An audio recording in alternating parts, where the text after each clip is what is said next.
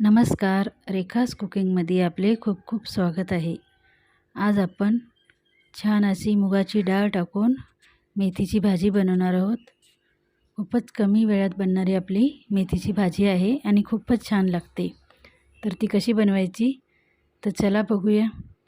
त्याच्यासाठी सर्वप्रथम एक कढई घेतली. कढई छान गरम झाली की आपण त्याच्यात 2 पळ्या तेल टाकून घेऊ. आणि तेल गरम झाले की त्याच्यात आपण लसूण आणि मिरची अशी अबडधोबड बारीक करून घेतली, ती टाकून घेऊ. लसणाचा वापर थोडासा जास्तच करायचा मेथीच्या भाजीत, खूपच छान लागतो. आता छान असं लसूण आणि मिरची भाजस तोपर्यंत आपण त्याला अशी परतून घ्यायचे. छान असा लसूण ब्राऊन कलर झाला पाहिजे तोपर्यंत आपण त्याला असंच परतून घेणार आहे. छान असं लसणाला कलर आला का नाही, मगच आपण त्याच्यात मेथीची भाजी टाकून घ्यायची. मेथीची भाजी छान व्यवस्थित 3 ते 4 पाण्याने धुवून घ्यायची आणि तिला नितळत ठेवलेली आहे. तोपर्यंत आपलं मिरची आणि लसूण छान तेलात भाजून रेडी करून घेऊ. तर बघू शकता छान असा लसणाला कलर आलेला आहे. आता आपण धुवून ठेवलेली मेथीची भाजी आहे ती टाकून घेऊ.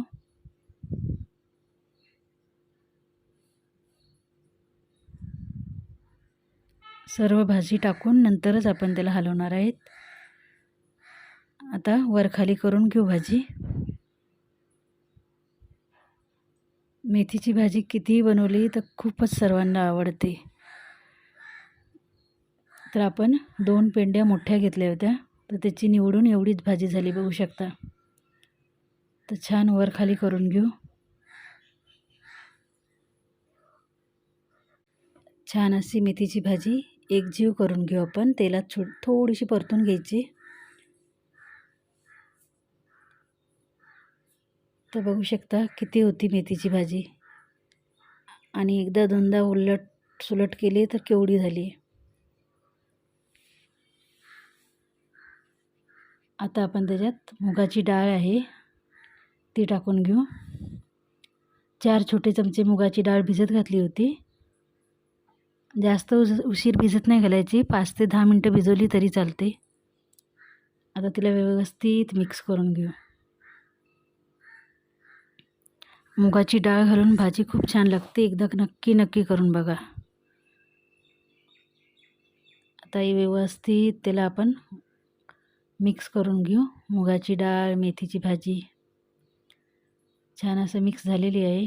तिला पसरून घेऊ आणि तिच्यावर आता आपण 2 ते 3 मिनटासाठी झाकण ठेवून घ्यायचे. मीठ आत्ता नाही टाकायचं आपल्याला, मीठ आपण नंतर टाकणार आहोत. आता झाकण काढून एकदा परत तिला व्यवस्थित मिक्स करून घेऊ. तर मेथीची भाजीची क्वांटिटी बघितली किती कमी झाली. आता छान मिक्स करून झालेलं आहे. पण आपली मेथी अजून शिजलेली नाही, म्हणून तिला एकदा परत असं पसरून घेऊ आणि गॅस कमी करायचा.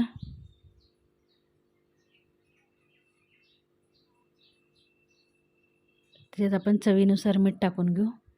जास्त मिठाचा वापर करायचा नाही, कारण अजून शिजल्यानंतर आपली भाजी कमी होणार आहे. परत एकदा तिला मिक्स करून घेऊ.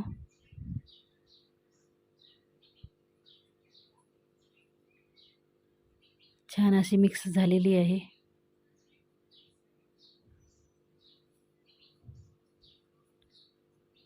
दोन मिनटासाठी तिच्यावर झाकण ठेवू.